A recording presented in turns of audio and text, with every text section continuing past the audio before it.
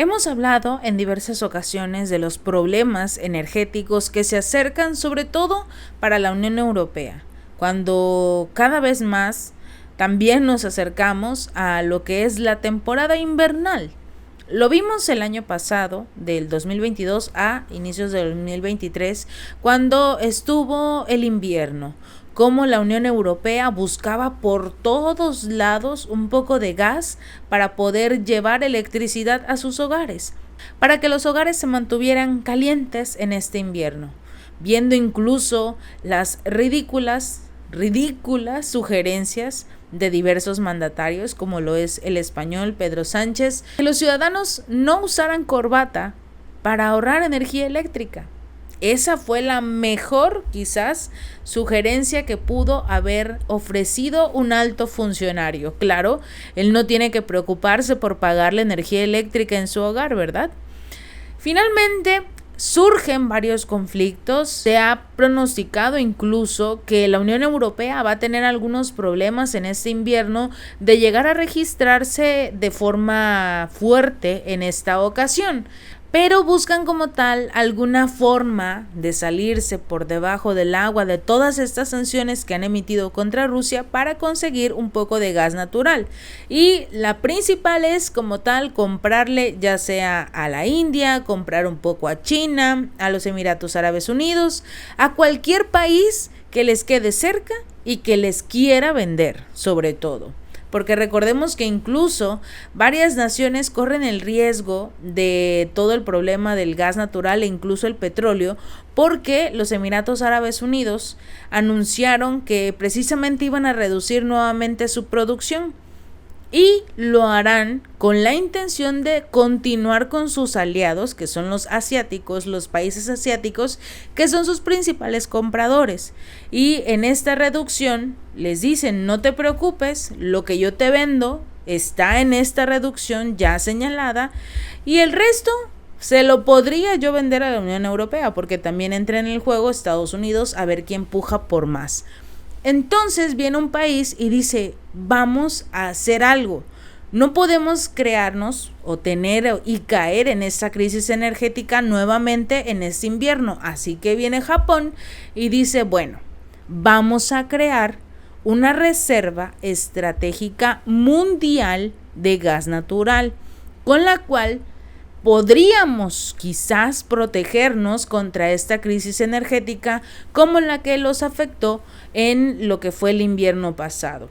En este plan de Tokio implica un llamado amortiguador estratégico que es similar a una reserva de petróleo de emergencia como la mayoría de los países tienen, y este busca incluso presentárselo a la famosa Agencia Internacional de Energía. Esta ya requiere, de hecho, que los países miembros como Estados Unidos y Japón tengan una reserva estratégica de petróleo que sea equivalente a al menos quizás 90 días de importaciones netas en el dado caso de que exista una emergencia. Y lo vimos precisamente el año pasado, cuando los países de la Unión Europea se enfrentaron a este choque de ya no poder comprarle a Rusia de forma inmediata para ayudarlos en el invierno. ¿Por qué? Por las sanciones contra Rusia. ¿Qué tuvieron que hacer? Recurrir a su aliado Estados Unidos para comprar su petróleo y su gas. ¿Qué pasó? Sí, Estados Unidos se los vendió de sus reservas estratégicas. El problema es que lo hizo ligeramente un poco más caro de los precios internacionales porque provenía de sus reservas, corrían incluso el riesgo de quedarse ellos sin reservas. Entonces se los vendieron un poco más caro a la Unión Europea. Con esos amigos, pero bueno, según se informa, Tokio, de hecho, va a sugerir incluir su propuesta de reserva de gas en la agenda que se va a realizar de una reunión ministerial de esta agencia en febrero del próximo año.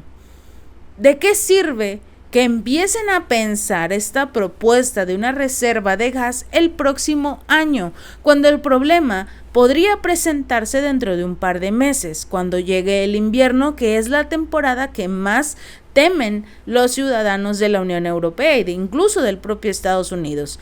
Pero en la Unión Europea ya sufrieron de esta crisis de gas, esta crisis de petróleo. Cuando no tenían para calentar sus hogares, tuvieron que recurrir al carbón, tuvieron que recurrir a la leña, a todas aquellas energías que llamaban sucias, porque se supone que los países de la Unión Europea son Team Agenda Verde y que ya buscan como tal solo energías verdes en sus países.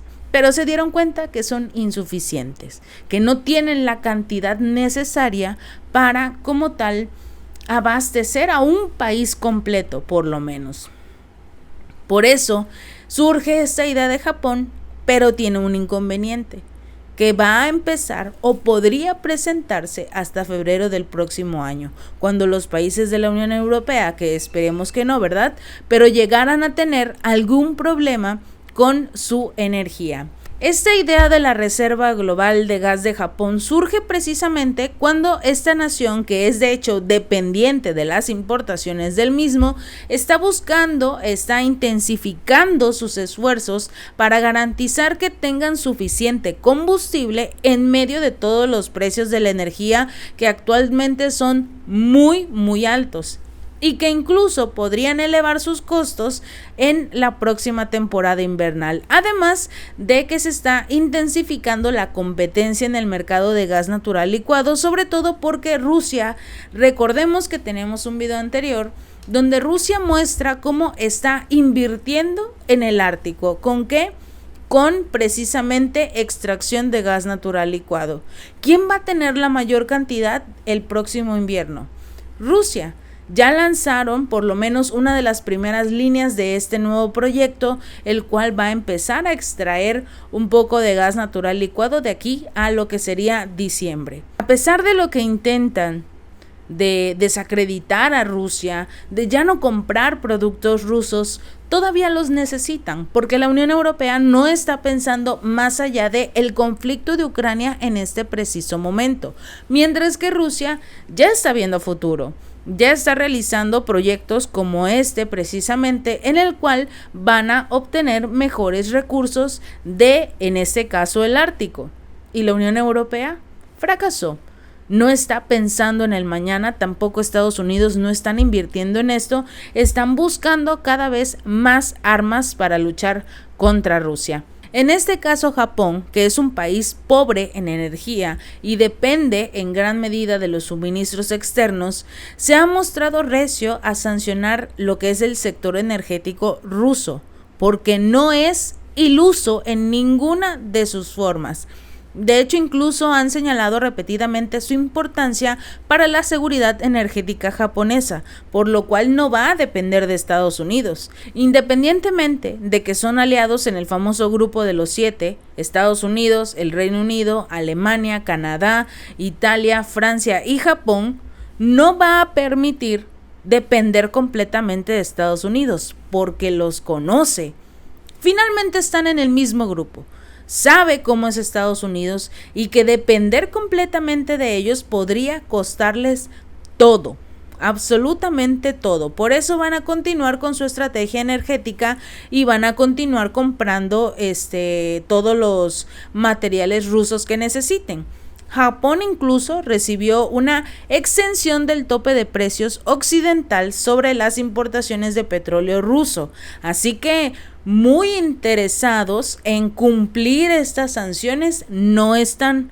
Lo único que están haciendo los países de la Unión Europea es dañar su economía, es dañar a sus ciudadanos, porque Japón sí conseguiría esta exención y ninguno de los países de la Unión Europea, a excepción de Hungría. Porque Hungría dijo, ok, yo estoy con ustedes, pertenezco a su grupo, incluso en ese asunto de la OTAN, pero yo no voy a arriesgar mi economía, yo dependo completamente de los recursos rusos. Así que yo también quiero esa exención que le dieron a Japón, porque yo no voy a dejar de hacer negocios con Rusia. Y al día de hoy, Hungría, todos los días, su primer ministro, Viktor Orbán, la verdad que parece que es el único que tiene un poco de sentido común en este momento en la Unión Europea, porque les dice todos los días o cada vez que puede y se reúnen que dejen de sancionar a Rusia, que necesitan sus productos, ya sea el gas, el petróleo, incluso los diamantes, que también ya es un tema que están peleando en la Unión Europea. Necesitan sus productos y no deberían pelearse con él. A diferencia de Ucrania, que sí tiene granos y sí tiene casualmente el único gasoducto que puede unir a Rusia y a la Unión Europea, pero fue gracias a ellos, fue gracias a Estados Unidos. Recordemos que ya salió una investigación de un periodista muy reconocido que daba a conocer, incluso con pistas, con hechos, que Estados Unidos habría participado en la destrucción de los gasoductos Nord Stream 1 y 2, junto con Noruega, Dinamarca y posiblemente el Reino Unido. Así que llama la atención que casualmente se destruyeran estos gasoductos que podrían ayudar a la Unión Europea cuando se encuentran en ese conflicto militar. Y es por esto que Japón dijo: a mí no me metan en sus problemas, yo voy a seguir haciendo negocios con Rusia, yo necesito importar petróleo ruso. De hecho, vio excluidos los suministros del proyecto de petróleo y gas Sakhalin 2 del Lejano Oriente, esto en los problemas que tendría con Rusia, así que él va a obtener todos los beneficios de este proyecto, incluso cuando se estima precisamente de Rusia generar nuevos proyectos para llevar sus productos a lo que es Asia, a Oriente Medio e incluso acercarse cada vez más a África. Japón también ha mantenido sus participaciones en diversos proyectos energéticos conjuntos con Rusia. No va a perder dinero, es imposible e ilógico arriesgar tu economía por una guerra que ni siquiera es tuya. Por mucho que Estados Unidos dé el discurso de apoyar a Ucrania mientras Rusia los ataca, ok, está bien, vamos a apoyarlo. Pero, ¿cómo vas a apoyar a un país si tú estás destruyendo el tuyo? Si ya no tienes recursos. Japón dijo: ok, yo te apoyo, pero mis negocios son míos. Yo te puedo ofrecer que entre todos generemos una reserva para ayudarnos, pero simple y sencillamente yo no voy a dejar de hacer negocios con Rusia. Y el otro problema es que Ucrania todavía tiene amarrada a la Unión Europea. El día que diga: no me vas a apoyar, se acabó el gas. Si este video te gustó, no olvides darle like y compartir, y suscríbete. Nos vemos la próxima.